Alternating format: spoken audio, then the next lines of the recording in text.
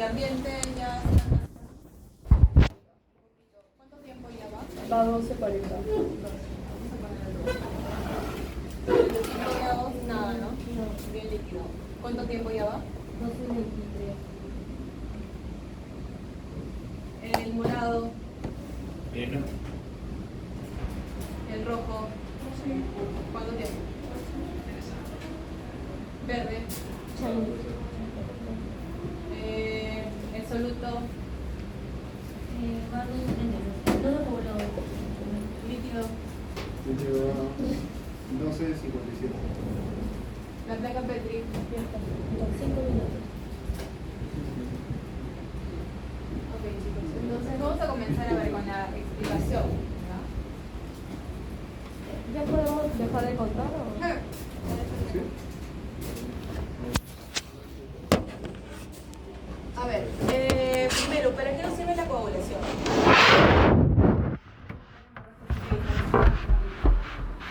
Por ejemplo, ¿qué fases les han hablado acerca de la coagulación para que se dé el coágulo?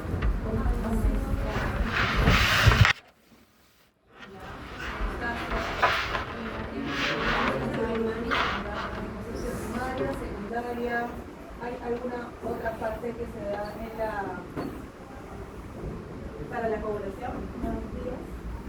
Días, pero está dentro de los días centrales. O sea, para la coagulación tenemos 3 fases. Tenemos la contracción muscular, tenemos hemostasia y hemostasia cerebral. Debería. Justo estaba hablando de eso, ¿no?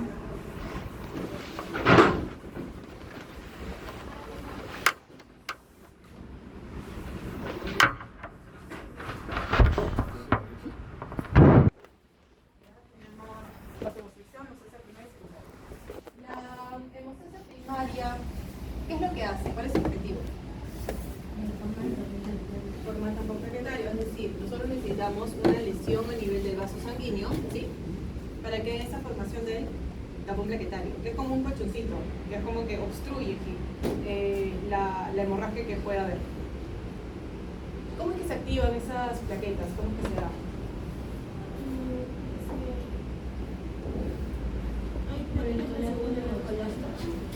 Ya, con el colágeno, ¿sí? O sea, cuando hay una lesión a nivel del endotelio, se expone el subendotelio. Y en el subendotelio tú vas a encontrar colágeno. Es ahí donde se activan estas plaquetas, ¿no? Se une el colágeno, se activan y se forma todo este tapón Plaquetario. ¿Ok? Ahora, ustedes me están diciendo que el objetivo de esta hemostasia primaria es el tapón plaquetario, más no es la formación del coágulo, ¿sí? El que te va a formar el coágulo es la hemostasia secundaria. Recuerda, hemostasia primaria y secundaria, ¿cuál es la que se activa primero? Las dos se activan al mismo tiempo, ¿exacto? Acá en la práctica, más que nada, nos vamos a centrar en la hemostasia secundaria, que es la que te va a generar o te va a formar el coágulo. ¿Okay? No vamos a hablar tanto de hemostasia primaria, pero simplemente hay que saber de que esta genera como que un colchoncito, su tapón plaquetario y que encima se va a dar la formación del coágulo. Entonces, en caso de la hemostasia secundaria, ustedes me habían dicho que había vías. ¿Es cierto? ¿Qué vías encontramos a ese nivel? Intrínseca. Extrínseca. La vía Extrínseca. ¿Cuál es la vía más rápida? La extrínseca. La ex, ¿no? Así te La lo ex es más enseñar en teoría. rápida. La vía de la ex era más rápida. Sí. Pero al final las dos me llevan a una vía común, ¿sí? La que se activa, claro, primero es la extrínseca, pero ¿cómo así se activa? ¿Por exposición de qué? Factor 10. Factor 10. Del factor tisular. El factor tisular lo encuentras también a nivel del subendotelio con el colágeno.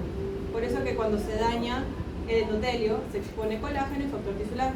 Por eso que la hemostasia primaria y secundaria se da al mismo tiempo. Factor tisular, ¿sí? Me va a activar una vía común. Esa vía común va a comenzar con el complejo Protrombina. protrombinasa. Protrombinasa. ¿Ya? Protrombinasa. Entonces, cuando nosotros escuchamos una palabra que termina en asa, ¿qué tipo de actividad tendría? Enzimática.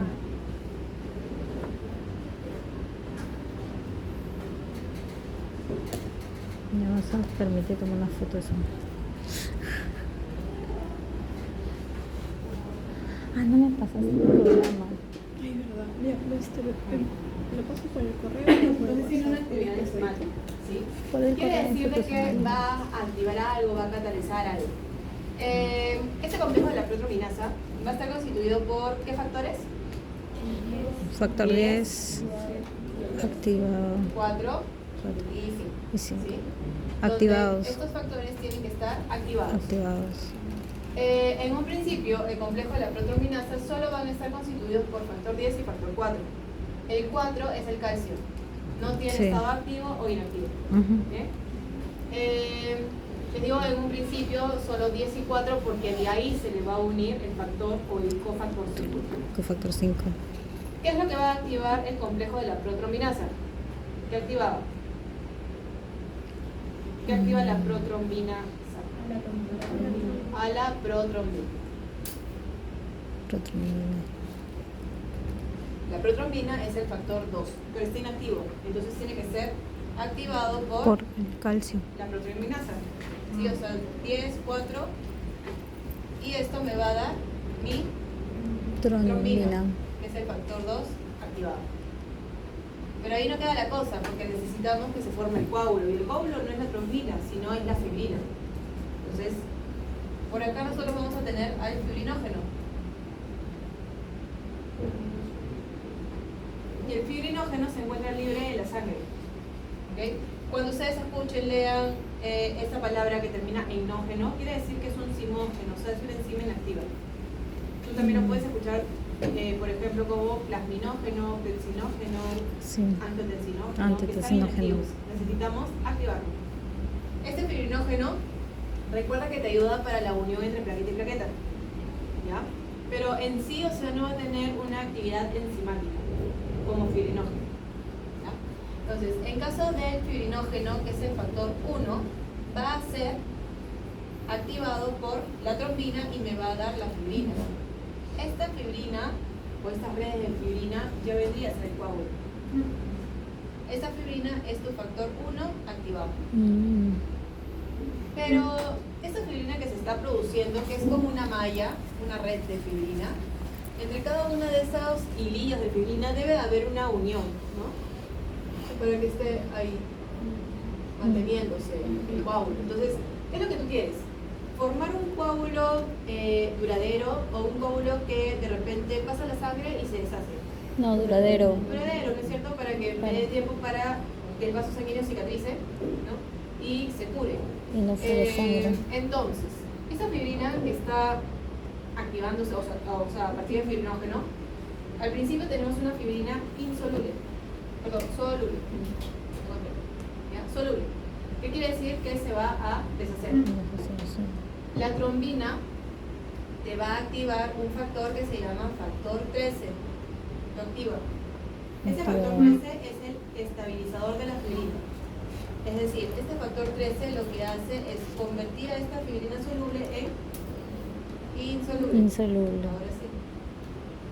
Y al ser insoluble, quiere decir que a este nivel se están generando unos enlaces más fuertes, unos enlaces dobles, unos enlaces covalentes.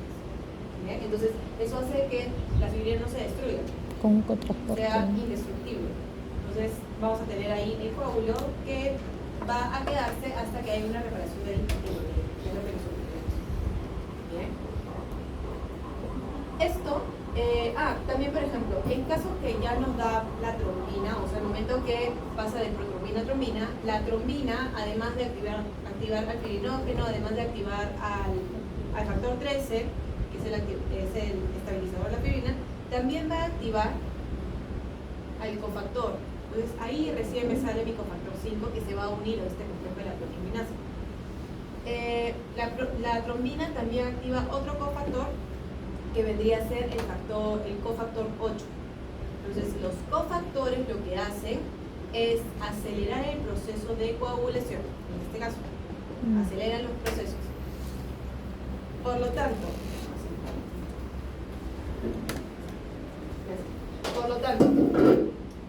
si yo no tuviera los cofactores, ni 5 ni 8, ¿ustedes creen que habría coagulación? Sí va a haber, pero mucho más lento. ¿Ya? Entonces, hay ciertas patologías en donde hay alteraciones de estos cofactores. Me parece que es el cofactor 8, si no me equivoco, de la hemofilia en humanos. ¿Sí? Entonces, claro, ellos igual, o sea, si se golpean, van a empezar con una hemorragia que no va a parar, ¿no? Hasta después de mucho tiempo.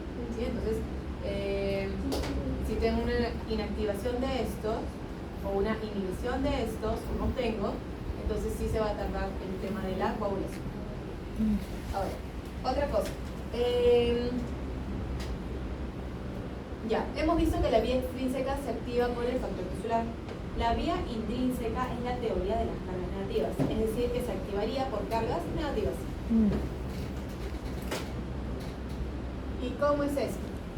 Bueno, como es una teoría, todavía se menciona que puede ser por algunos factores de coagulación, por las plaquetas, ¿no? Que podrían conllevar a que estas cargas negativas puedan activar a la vía intrínseca y bueno, se da también el tema de la coagulación.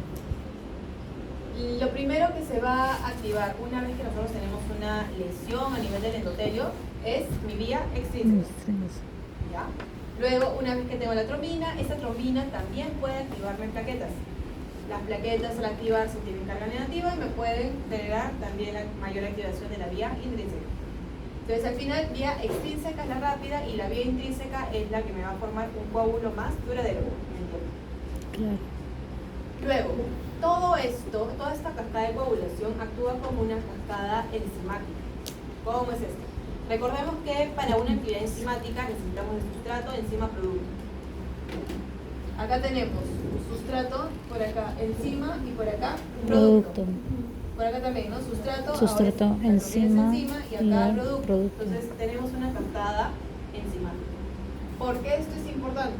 Porque las enzimas tienen algunas propiedades. Una de ellas es que a mayor temperatura, más rápida la actividad enzimática. Por lo tanto, ¿qué es lo que ocurriría en un paciente si le aumenta la temperatura? ¿Qué es lo que pasaría con la coagulación? ¿Sería más rápida o lenta? Más rápida, ¿cierto? Por lo tanto, en nuestros resultados debería de haber salido que a mayor temperatura, más rápida la coagulación, o sea, menos tiempo, ¿sí? El de 37 grados nos salió efectivamente 6 minutos. El de temperatura ambiente, más de 12 minutos, de repente 14 minutos, por ahí, ¿no? Ya paramos de contar.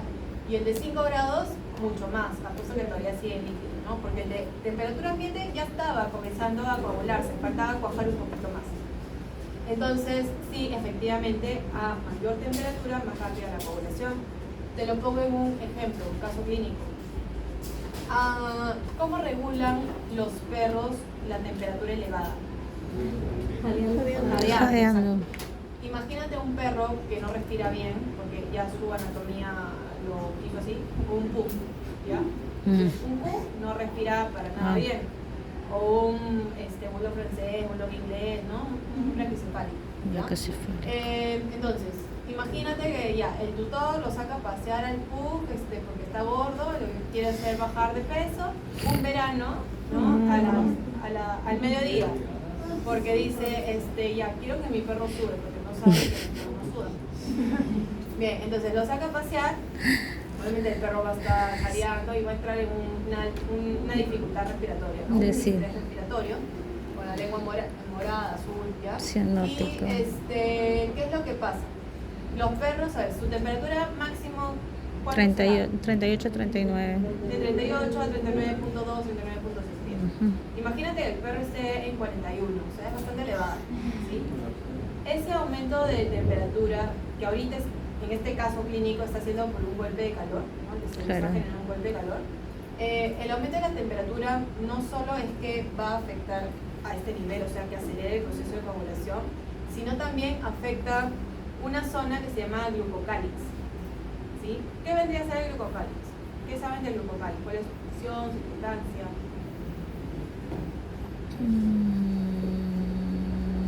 ¿Algo? El glucocálix. Porque muchas veces, por ejemplo, cuando hablamos de la estructura de la membrana de la célula, muchas veces solo hablamos acerca de las proteínas, ¿no? Integrales, periféricas, o de los fosfolípidos, o del colesterol, pero dejamos de lado un poco el tema de los carbohidratos, que también es importante para la formación de este glucocálix, ¿no? Que justamente está constituido por glicoproteínas, glico, la parte de carbohidratos, y bueno, también proteínas. Entonces, ¿qué es lo que hace?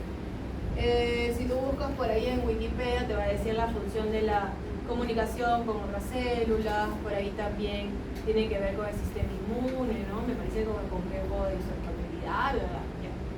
Pero también tiene una importancia clínica a nivel del endotelio. ¿Qué es lo que hace? Este glucocálix se pone por acá, ¿no? Porque todas las células están produciendo ese glucocálix, ¿no? El endotelio es como que está, las células endoteliales están produciendo ese glucocálix. Acá. ¿Qué es lo que hace ese glucocálix? Protege a estas células endoteliales. ¿Sí? ¿Qué lo protege? Del rozamiento que genera la sangre sobre los vasos sanguíneos. Porque recuerden que la sangre pasa con una presión, con una fuerza, y eso va a generar un roce, ¿sí?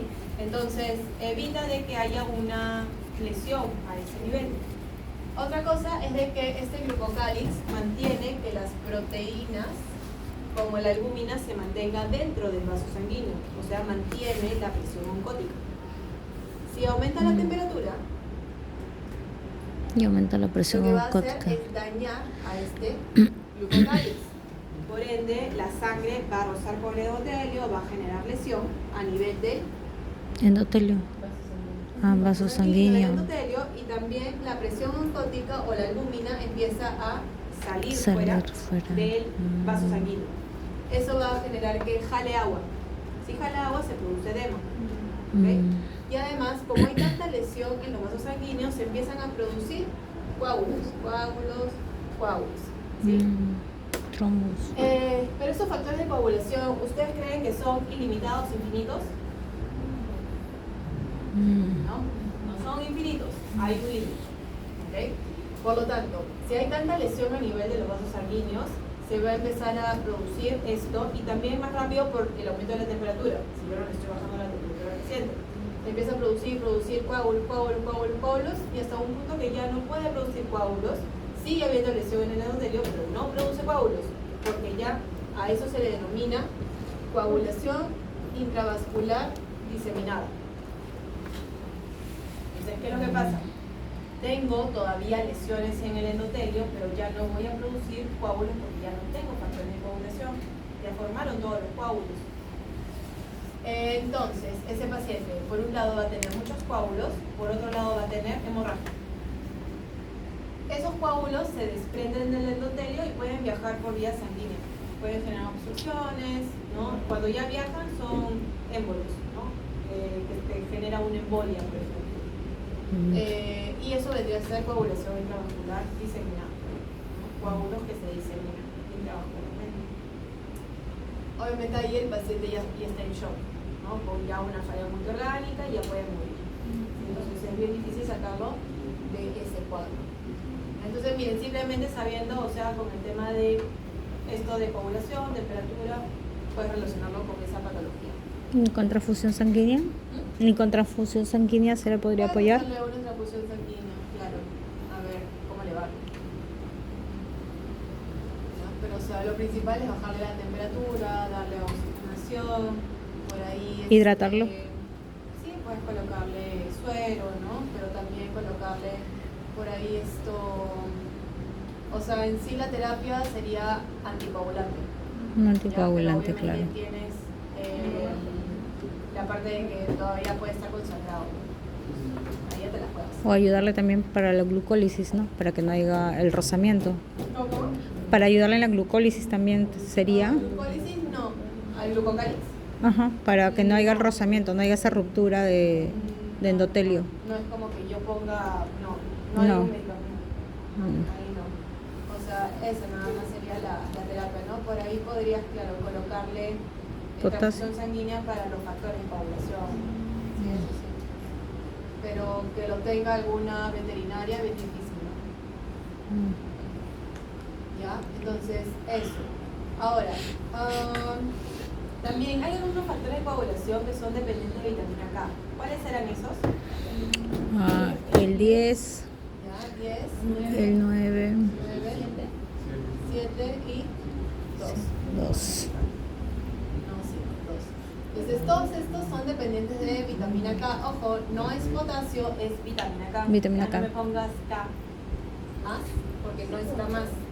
Es No vitamina es K. potasio, es vitamina. Es diferente. Bien. A nivel hepático se sintetizan muchos factores de coagulación. Por decir, como que el 90%. El calcio no, pero los otros factores de coagulación sí. Y el hígado toma la vitamina K para sintetizar todos esos factores de coagulación y también para darle la característica de que sean o que tengan una carga negativa. ¿Ya? Quiere decir que, por ejemplo, acá este tiene carga negativa, este tiene carga negativa, ¿sí? Este de ahí dice entonces, esos tienen carga negativa. Todo esto se da encima de las plaquetas. Las plaquetas tienen carga negativa. ¿Sí? Entonces, quiere decir que todos estos factores de coagulación que están generando el coágulo encima de las plaquetas tienen carga negativa. Y se quieren pegar a las plaquetas que también tienen carga negativa. Pero negativo con negativo Se no va. repelen. Negativo con negativo positivo. Se repelen. Entonces no se van a juntar, ¿cierto? Por lo tanto, utilizamos al calcio como puente. Y de esta manera se Ok. funciona. Pero imagínense que estos no tuvieran carga negativa. No se podrían juntar al calcio, no se podrían juntar a las plaquetas. Entonces necesitamos de cargas negativas. Por atracción. Claro. Por ende, si nosotros inhibimos a la vitamina K, no vamos a tener nada de esto. Por lo tanto, vamos a tener un paciente con hemorragia. ¿Ya? ¿Cuál vendría a ser ese medicamento / veneno que puede inhibir a la vitamina K? La warfarina. Warfarina, ¿sí? La warfarina, además de ser un veneno, también es un fármaco, ¿no? Que se utiliza más que nada en medicina humana cuando las personas tienden a producir muchos coágulos. Sí. Entonces se da una dosis específica. ¿Okay? Entonces, ¿qué sucedería si ya tú tienes a tu paciente que ha consumido veneno para rata y está con las hemorragias? ¿Qué le administrarías? Vitamina K. Muy bien. Luego, bueno, como les dije, los factores de coagulación se sintetizan a nivel hepático. Si yo tengo una insuficiencia hepática, voy a tener menor formación de estos factores de coagulación, por ende podría observar a mi paciente que tenga algún tipo de alteración en la coagulación, alguna hemorragia, por ejemplo. ¿Ya? Y lo mismo si yo tengo un paciente con hipocalcemia, o sea que baja el calcio en sangre. Miren, el calcio acá lo ven, pero también el calcio yo lo voy a ver por acá, Claro. también por acá.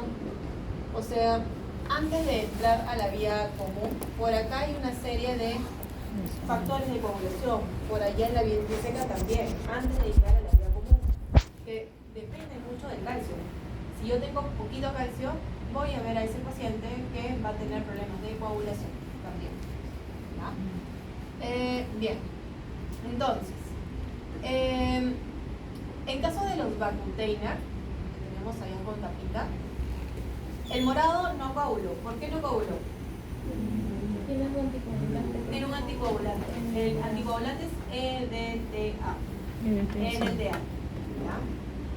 Ustedes van a tener que buscar el mecanismo de acción del EDTA. Este básicamente, o este tubito se utiliza para hacer un hemograma. ¿Qué quiere decir? Para análisis de glóbulos rojos, glóbulos blancos y plaquetas. Luego tenemos el tubito verde. ¿Qué es lo que contiene el tubito verde? Heparina. La heparina también es un anticoagulante. Y luego tenemos el tubito rojo. Ese sí coaguló. Ese justamente lo necesitamos para hacer un análisis de lo que podamos encontrar en el suero. ¿Sí? El suero es igual que el plasma, solo que la diferencia, o parecido mejor dicho, ¿no? Que el plasma, solo que la diferencia es que el plasma sí tiene factores de coagulación, el suero ya no tiene factores de coagulación porque todos los factores se han ido al coágulo. Pues. ¿Ya? ¿Qué es lo que tú puedes hacer con el suero? Puedes medir glucosa, puedes medir electrolitos, enzimas, hormonas, urea, creatinina, alcalina, ¿ya? O sea, puedes medir bastantes cosas con el suero. Entonces, generalmente cuando nosotros hacemos un análisis completo de nuestros pacientes, mandamos tubito morado, tubito rojo. Ya está. Luego, en tubos de ensayo, que dice soluto X, no coaguló. ¿Por qué creen? ¿La concentración de la sangre? No. Del soluto. Porque también tiene un anticoagulante, ¿ya? Que es citrato de sodio, apunta, citrato de sodio. Entonces busca el mecanismo de acción del citrato de sodio. Luego el líquido X. ¿Por qué no coaguló? ¿Qué dijo? El líquido X, ¿por qué no coaguló? Porque también tiene un anticoagulante. En ese caso es heparina líquida. Ah. Sí, entonces, según, por ejemplo, en el tubito verde teníamos una heparina, pero que estaba Heparina. como gotas. Claro. Y en el tubo de ensayo ya era una heparina líquida que también le podemos administrar a un paciente endovenoso, por ejemplo. Y por último tenemos la placa P. A ver, primero, cuando estamos haciendo esta práctica in vitro para la coagulación, ¿cuál de las dos vías se estará activando y por qué?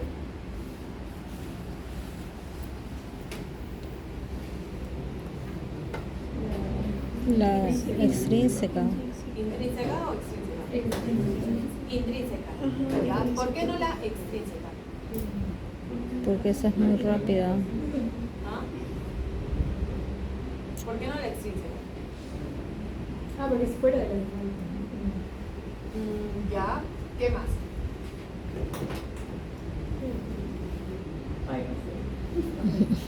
¿Cómo se activaba la vía extrínseca? Por el endotelio. Factor tisular. Factor ¿Y dónde tisular. encuentran el Factor tisular. En el subendotelio.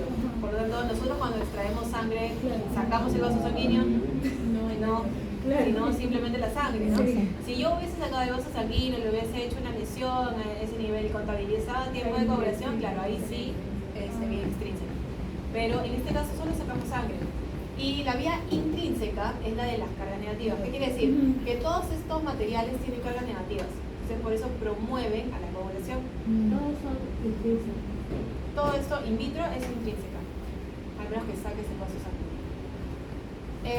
Por lo tanto, miren, en la placa Petri, miren, coaguló inclusive más rápido que la de 37 grados centígrados. Sí. ¿Por qué? Y se le puso el mismo volumen de sangre, solo que la placa Petri ustedes han visto que tiene una mayor superficie, mayor área. Quiere decir que la sangre al esparcirse también entra en mayor contacto con cargas negativas. Ah, Entonces, más Acelerando rápido. el proceso de coagulación. más rápido. Entonces, por eso. De ahí, ya. En caso de la heparina, ¿cómo es que actúa? Es muy similar a cómo se Heparina genera la líquida. regulación dentro de En la los muestra organismos. líquido de El X. coágulo. ¿Qué es lo que ocurre? El coágulo está a este nivel, ¿no? En el nivel de la lesión del endotelio. Pero el coágulo no sabe y sigue creciendo y se va hacia el endotelio sano también. Entonces, Crece. hay mecanismos que regulan eso, que evitan de que el coágulo se vaya a la zona que no está lesionada, mejor dicho. ¿Cómo es eso? A este nivel del endotelio sano vamos a encontrar una molécula que se llama molécula parecida a la heparina. Molécula parecida a la heparina. Esa molécula parecida a la heparina se va a unir a otra molécula, se une a otra molécula que se llama antitrombina 3. Entonces al final tenemos antitrombina 3 más la molécula parecida a la heparina. Antitrombina 3 más molécula parecida a la heparina. Ese complejo lo que hace es inactivar al factor 10 y al factor, El factor 2. 10 y 2. Entonces regula, ¿ya? Modula la formación del coágulo. Otro tipo de regulación o vía de regulación es a través de un inhibidor que se llama inhibidor del factor tisular. ¿Qué te inhibe? El factor tisular. También te regula, te modula. Y tenemos también otro que modula que se llama, es un complejo de proteína C con proteína S más trombomodulina. La trombomodulina. O sea, trombomodulina con estas proteínas C y S se juntan y van a inactivar a los cofactores. ¿Cuáles son los cofactores? 5 y 8. Entonces todos estos me modulan o me regulan la formación de coágulos, más no lo destruyen, solo lo regulan. ¿Okay? Entonces, lo mismo, estas heparinas van a actuar igual. van a tener ese mecanismo de acción de unirse a la antitrombina 3, ¿no? Generar este complejo y generar una regulación. ¿Ya? Y ahora, con el tema de las perlas de vidrio, es para que ustedes vean las características de la fibrina, se lo van pasando para atrás. Y se van a dar cuenta que la fibrina es de color blanquecino, nacarado, ¿Le tomaste más foto? no se ve rojo, como un coágulo que normalmente nosotros pensaríamos, el coágulo es rojo, ¿no? ¿Qué es lo que ocurre? Que esta fibrina, como es una maraña, como una telaraña, cuando pasan por ahí los glóbulos rojos, los atrapan. Y como son las células que se encuentran en mayor cantidad en la sangre, entonces por eso que el coágulo al final se va a ver rojo, ¿no? Pero eso es para que vean que la fibrina primero es insoluble porque está en agua, no se está destruyendo, y que segundo no tiene esa coloración roja que de repente a veces pensamos, de repente el coágulo es rojo, ¿ya? O sea, la fibrina en sí no es roja. Miren, este es de la práctica anterior. En la práctica anterior, como nos sabe el señor Melquiades, sacamos de un equino. Y miren, o sea, en este caso es plasma, ¿no? Porque estoy con tubito rojo, no coagulado, está con anticoagulante. Y miren el plasma, ¿cómo lo ven? Separado. ¿Normal? No, No. lisis. Ya, está un poquito rojo, pero también, ¿qué más? El plasma, ¿cómo se debía de ver? Amarillo. Transparente. Lo ven medio amarillento, medio anaranjado, medio Rosadito.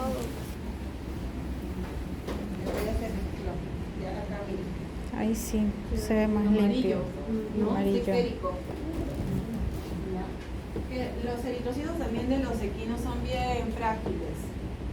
Entonces, miren, al toque se genera ya la hemólisis y libera hemoglobina y pasa por todo ese proceso para producir bilirrubina, ¿ya? Bilirrubina indirecta. Es más, miren, si comparan la placa Petri de equino versus caprino, Wow. ya acá, si pueden ver, también en los caballos los eritrocitos se empiezan como que a juntar, se forman como unos, si no me equivoco, eran como, ¿cómo se llamaba? Pilares, algo así, ¿ya? O sea, como que los roles, algo así le decían, como que se juntan un montón de eritrocitos. Una aglutinación, claro. Esos eritrocitos, por eso nosotros no trabajamos con sangre de tobaquino. Caprino, sí, caprino o algún rumiante que tenemos acá. También puede ser caprino, ¿no? Pero generalmente como tenemos que sacar 20 ml a más, entonces es mejor trabajar con caprino o bovino, pero el caprino es más manejable, ¿no? Y ahora vamos a ver.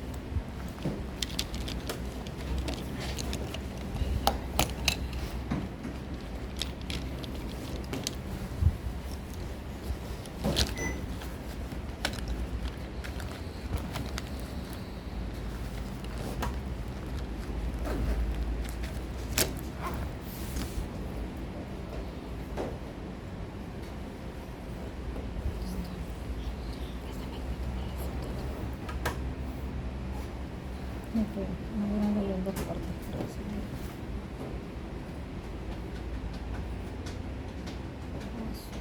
Mejor mándamelo por WhatsApp. Porque si le tomo foto va a salir. Todos.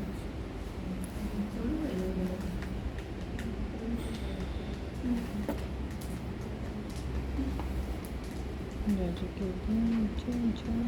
con estos dos trabajos.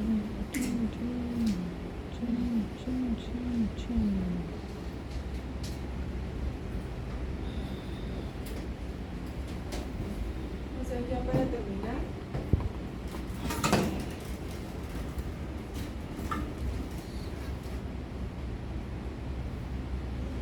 Miren, acá tenemos la hemostasis secundaria. Y bueno, esta imagen para que vean que también la hemostasia secundaria se divide por fases, al igual que la hemostasia primaria. La hemostasia primaria, bueno, tenía la fase de adhesión, activación, agregación. En este caso tenemos iniciación, que es la vía extrínseca, amplificación, que es la vía común, y la propagación, que es la vía intrínseca. Acá también podemos ver que la trombina, por ejemplo, activa plaquetas. Las plaquetas tienen glicoproteínas para unirse a la trombina, ¿no? Y eso también hace que se active más la vía intrínseca. Y también acá dice TP y allá APTT. TP es tiempo de protrombina y APTT es tiempo de tromboplastina parcial. ¿Ya? Entonces, esas son pruebas que normalmente nosotros podemos realizar a nuestros pacientes para ver justamente si tienen algún tipo de problema en la coagulación. Si salen por encima de los valores normales, quiere decir que la coagulación está más lenta de lo normal. Y si, por ejemplo, el Pues está tiempo de más entendible protrombina que el de la está elevado, quiere decir que hay una alteración en la vía extrínseca. Y si el tiempo de tromboplastina parcial está alterado, sería a nivel de la vía intrínseca. Eso básicamente. Y ya, por último,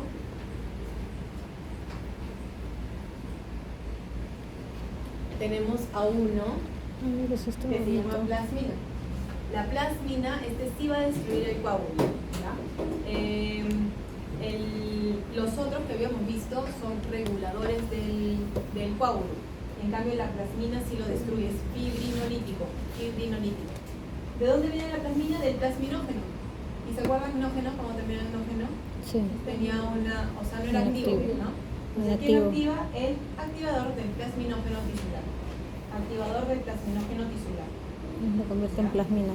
Es más, hay uno que lo inhibe a este. ¿Ya? Entonces, por eso se van regulando, dependiendo de qué es lo que quiere nuestro cuerpo. Luego esto me da la plasmina y la plasmina destruye. O sea, al es coágulo. hasta donde lo necesita y de ahí Ajá. aparece el inhibidor. Sí. Claro, y de ahí viene el inhibidor porque no toda la vida vamos a estar con la plasmina, ¿no? Profesor, ¿quién activaba la plasmina? El plasminógeno. O sea, el plasminógeno lo Con el tenemos libre en la activador. sangre y de ahí viene el activador del plasminógeno tisular, porque lo encontramos, como dice su nombre, en el tejido tisular, ¿no? En el nivel endotelio, y me va a dar la plasmina y luego la plasmina destruye a este coágulo.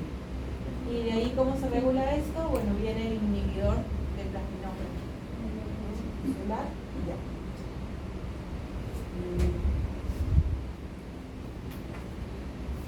Listo, chicos. No sé si tienen alguna pregunta. No, todo muy claro.